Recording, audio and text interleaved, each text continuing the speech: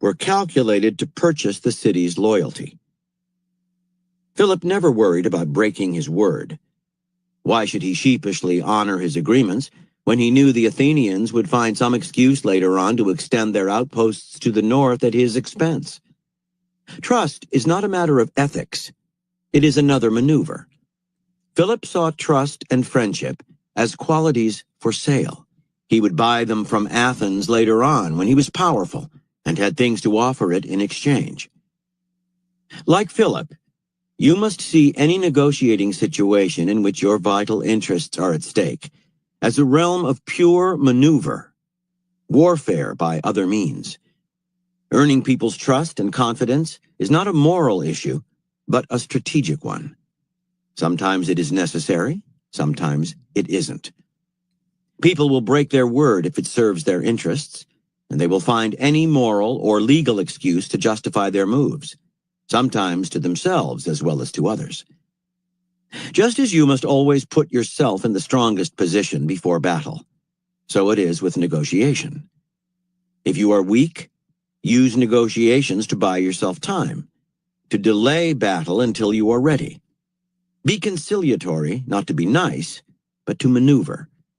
If you are strong, take as much as you can before and during negotiations. Then later you can give back some of what you took, conceding the things you least value to make yourself look generous. Do not worry about your reputation or about creating distrust. It is amazing how quickly people will forget your broken promises when you are strong and in a position to offer them something in their self-interest. From The Prince by Niccolo Machiavelli. Therefore, a prudent ruler ought not to keep faith, when by so doing it would be against his interest. If men were all good, this precept would not be a good one. But as they are bad, and would not observe their faith with you, so you are not bound to keep faith with them. Nor have legitimate grounds ever failed a prince who wished to show colorable excuse for the non-fulfillment of his promise.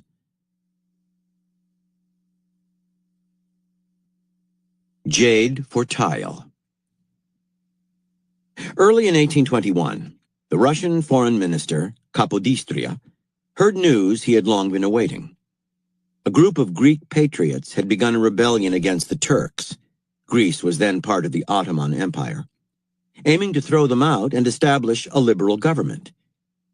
Distria, a Greek nobleman by birth, had long dreamed of involving Russia in Greek affairs. Russia was a growing military power. By supporting the revolution, assuming the rebels won, it would gain influence over an independent Greece and Mediterranean ports for its navy.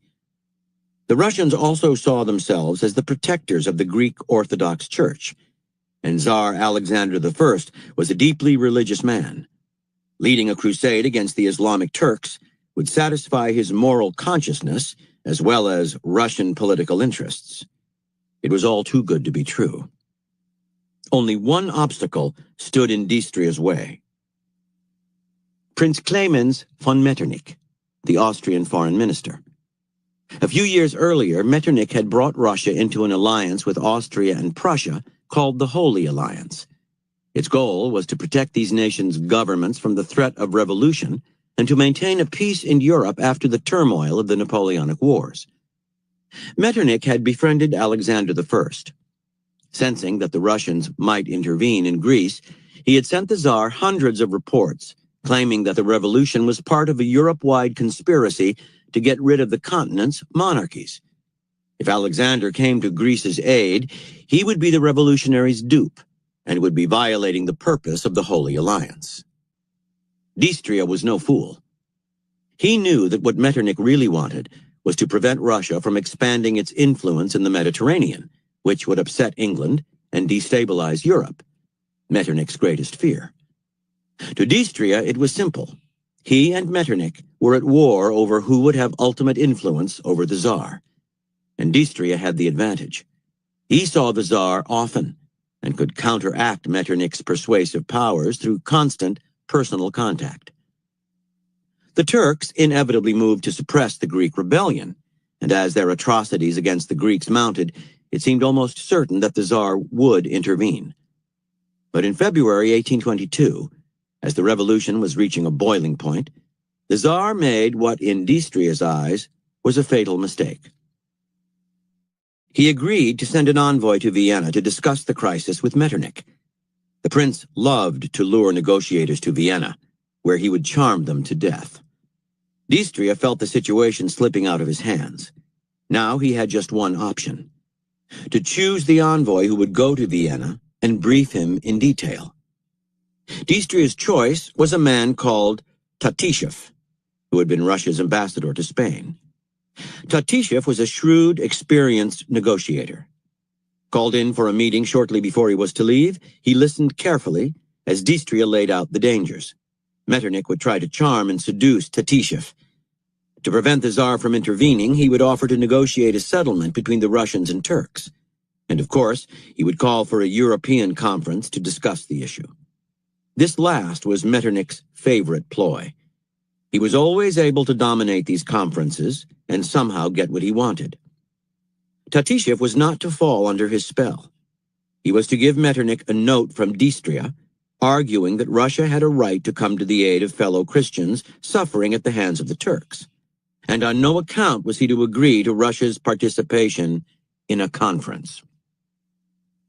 On the eve of his departure for Vienna, Tatishev was unexpectedly called in for a meeting with the Tsar himself. Alexander was nervous and conflicted.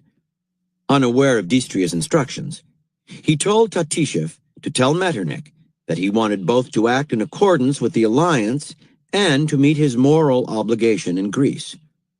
Tatishev decided he would have to delay giving this message as long as he could.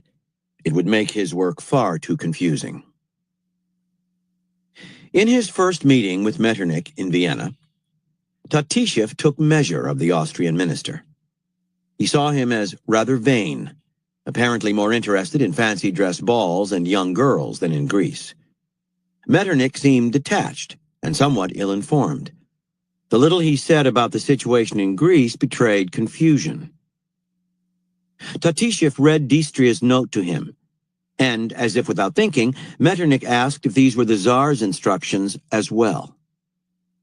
Put on the spot, Tatishev could not lie. His hope now was that the Tsar's rather contradictory instructions would further confuse the prince, letting Tatishev stay one step ahead. In the days to come, Tatishev had a splendid time in the delightful city of Vienna. Then, he had another meeting with Metternich, who asked him if they could begin negotiations based on the instructions of the Tsar. Before Tatishev could think, Metternich next asked what Russia's demands might be in this situation. That seemed fair, and Tatishev replied that the Russians wanted to make Greece a protectorate state, to get the alliance's approval for Russian intervention in Greece, on and on.